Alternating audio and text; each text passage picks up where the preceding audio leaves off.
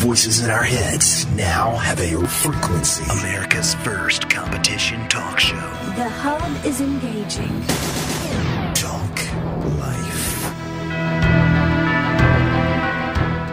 Tis the season for shrinking the world down to a manageable level. Happy Yuletide, Merry Christmas to you. Happy Hanukkah, Happy Kwanzaa, whatever you want to call it. We're getting right into the season. It's pretty cool because you guys do your shopping, start your shopping last year over Thanksgiving? Amazon.com. Okay, pretty much. Here's true story. I come home from Thanksgiving, right?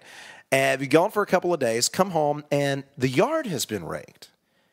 And there are lights on the house at my place. I live in Atlanta. And there is a Star of David hanging from the patio, from the deck, from the patio. And I'm like, wow, the roommate really got into the season here. He's really gotten rid of his Scrooge and embraced his inner child. And it's good for him because I have to live with him.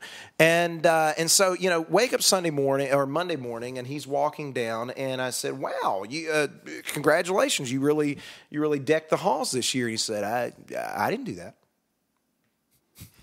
Okay.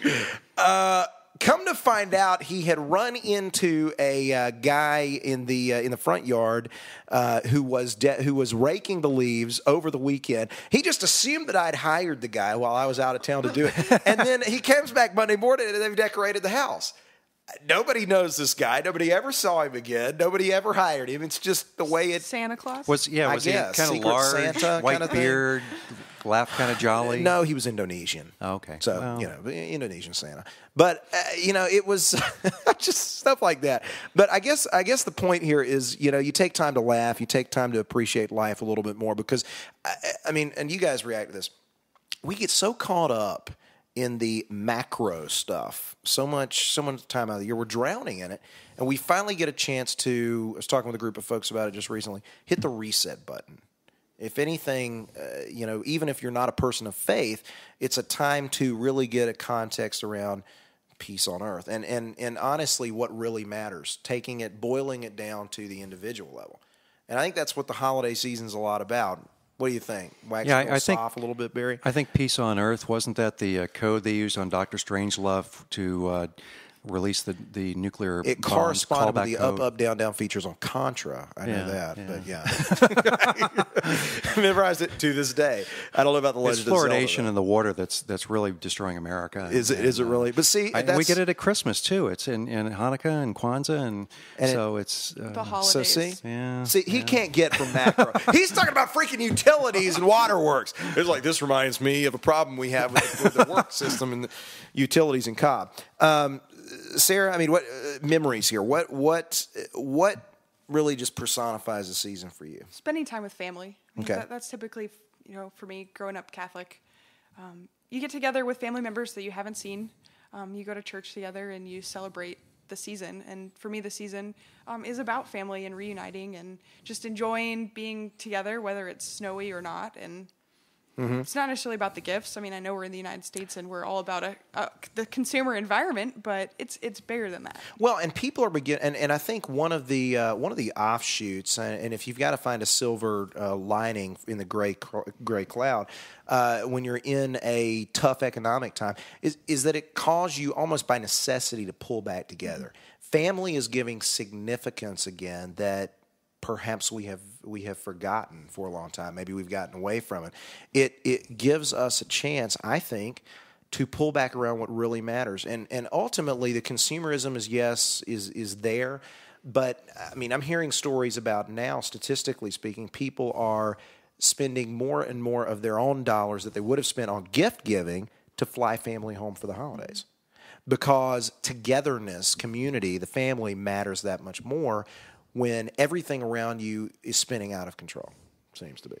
I think that's true, and Christmas and the holidays in general are really about family and getting together, and no matter where it is. When I was growing up, it was at a farm in Virginia and all kinds of traditional Currier and Ives Christmas, and now I go down to Florida and visit my parents, and there's Christmas lights on the palm tree.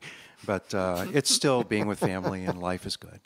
You like did you do Virginia pines growing up? Palms or Fraser firs? What was the tree of choice? Well, it was in Japan. It was plastic trees, and then in, Really? There you go. Industrious. which we still Were they have. from Which, China? of course, we melted down at the end of the season. You No. throw yours out, we melt it down to molten lava. We still use that one. Plastic trees from Sears, actually. Really. But, See, we started out with Virginia pines, bent the needles to the ground. We had they were really bad for the vacuum cleaner, so we ended up going with a Fraser fir because when you have 14-pound clay ornaments that you made with the love in your heart when you were 3, those are the kind of things you never throw away. You have to get a bigger tree, and then you have to string it up from the ceiling with fishing line because you have puppies and they pull it over. I mean, it was a constant turmoil over how do you. I love handle the big trees and going and cutting. And we'd go to a tree farm. My girlfriend and I, a couple of years ago, we'd go to a tree farm in North Georgia, and find a tree, cut it down, bring it in,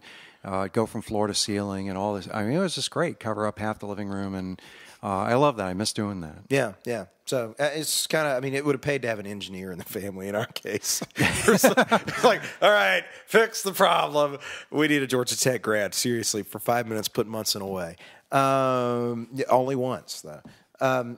So, I mean, looking forward, though, I mean, talking about hitting the reset button, I mean, it really does cause you to look ahead, though, and go, okay, get another shot. Yeah, well, I mean, the new year, I think everyone in general comes up with at least one New Year's resolution, and it's a great time for people to reflect on what they accomplished over the last year and what changes they want to make themselves a better person and live a better life next year. Well, and I mean, it sounds cliche. I mean, remember the reason for the season, but at the end of the day, it is kind of an interesting story because when you think about human nature, a lot of the problems we get ourselves into are based on just on human nature, human pride. We just refuse to admit wrong and learn from it a lot of times, so we repeat the same mistakes again and again. Here you have a Christmas story. You have the central character in it when all that we can get our head around is the most powerful macro issues and the most powerful forces on earth. Your savior comes in the form of a helpless baby. And it really calls your pride into question, doesn't it? Because it forces you to ask questions about yourself. If you believe that sort of thing, and even if you don't, it causes you to sit with yourself a little while. It's not such a bad thing in the holiday season. We'll see you tomorrow on The Hub.